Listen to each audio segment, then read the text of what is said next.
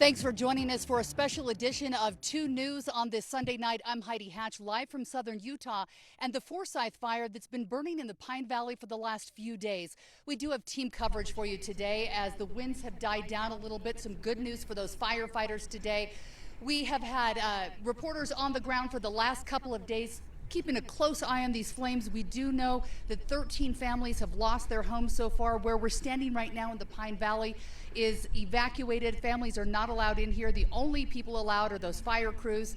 We have Natalie Wattis, who's been here all weekend long, as well as David Ochoa. We want to start with David tonight, who was with the governor as he came down here today to tour the devastation of this fire and see exactly what's been happening on the ground. David?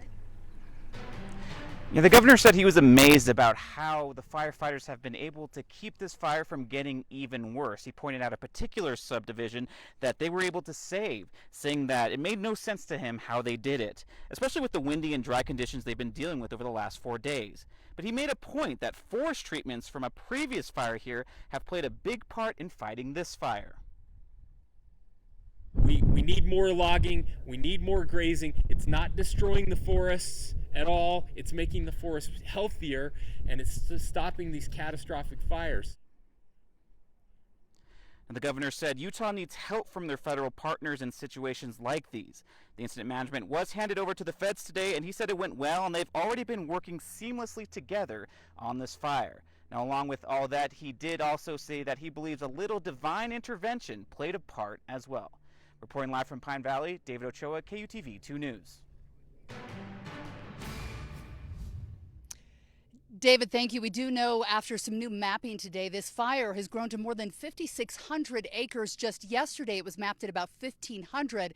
We want to talk a little bit about what's changed over the last 24 to 48 hours. Natalie Wattis has been down here. And Natalie, I was watching you as you were live in the Pine Valley yesterday, and the winds were whipping. It seems like it's died down a little bit today.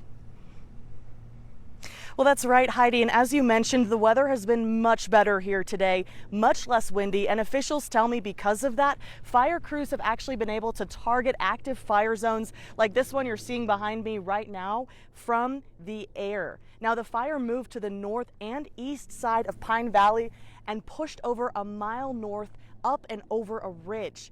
Fire suppression efforts are ramping up. We've seen planes dropping red flame retardant in the active fire zones throughout the afternoon.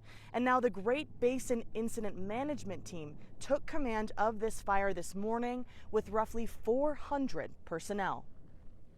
I live on the other side of the mountain where you can see the fire, and it's been really heartbreaking actually to watch the smoke and whatever, and last night we could see the flames from my deck. I don't feel scared or nervous or anything because it's still a long ways away from my home, but it just is like, oh, who's it going to affect? Fire crews are working on containment lines today in areas of growth and where they need to protect communities. And today we did learn the cause of this fire was lightning. Live in Pine Valley, Natalie Wattis, KUTV 2 News. Natalie, thank you. We're joined live right now with Candy Stevenson with the Great Basin Management Team here who took over the fire today. We were just listening to the new cause of the fire we heard today, which was lightning. I've seen a lot of people talking online saying that couldn't be. There's been blue skies. There was no lightning. Tell me how that works and how you figure out what caused and started this fire. Yeah, so the cause is estimated to be, first of all, it was suspected to be lightning just because of where it was. And then when you see lightning in the area, they can kind of estimate when that may have occurred. Sometimes we can't have a holdover, so something could be struck by lightning, and then it smokes for a while and smolders. And then when we get the right weather conditions, it gets hotter, the winds pick up, it can turn into a fire. So all it takes is one tiny tree hit by lightning for days smoldering, and then those winds picked up. Blue skies here today. It seems like there's a little good news. Yesterday, I think it seemed a little more dire. Is your team feeling like they're headed in the right direction? Well, the good news today is we had less high winds. They weren't as high as they had been for the past few days. So we were able to get air operations up, and we got the estimated on the acres. Been dropping water and retardant on the fire all day. And into the night, too, we'll also have night crews working the fire, so we're working it 24/7. Yesterday we had about 200 on the fire. Today 400. How does that work? Do they work in shifts around the clock, or does everyone take a break at night and the fire just burns? So yeah, we have different divisions that work during the day, and then a different different crew that comes in at night, so we can shift and work, sleep in different times. So that's why we're able to work around the clock for you. Candy Stevenson, thanks so much for joining us live. If you live in this area, you will notice those flights going on right now. Behind us, you've probably seen those helicopters coming in.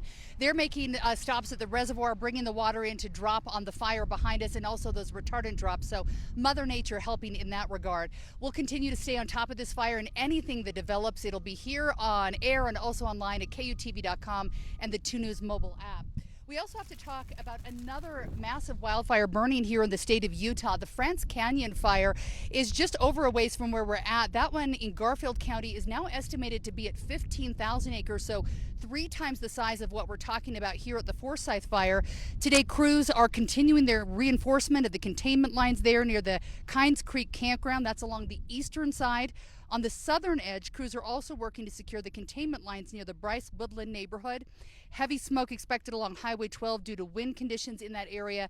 Drivers are also urged to use caution because there is a lot of smoke.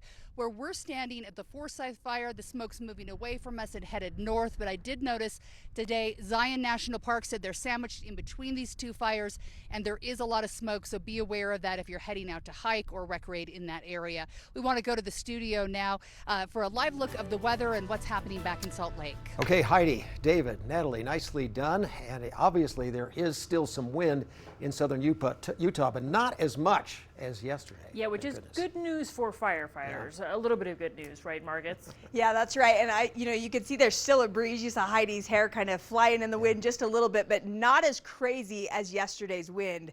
So I thought I'd give you an update of what the winds are looking like right now. Now, these are wind gusts, not sustained wind, but the highest wind gusts that we've seen in the last hour, up to about 19 miles per hour. Today, winds are coming out of the south-southwest, and again, not as erratic and not as strong today, but there's still definitely a little bit of a breeze out there near that Pine Valley fire. Now, as we go throughout the next few hours, let's look at the winds. They're going to really collapse in the middle of the night into tomorrow morning. We get into tomorrow afternoon, and it's going to get a little bit more interesting because the winds pick up just a little bit more than where they were today. So we have those south winds still. They're not going to be changing all those different directions like firefighters dealt with yesterday with the incoming cold fronts. They'll be pretty steady coming from the south, but maybe just a touch stronger as we head into tomorrow. Humidity is definitely low in that southwest corner. We're in the single digits for humidity, and we still have high fire danger, fire weather warning across eastern Utah until 9 o'clock tonight. Hey, it was a big cool down that also helped firefighters today in southern Utah.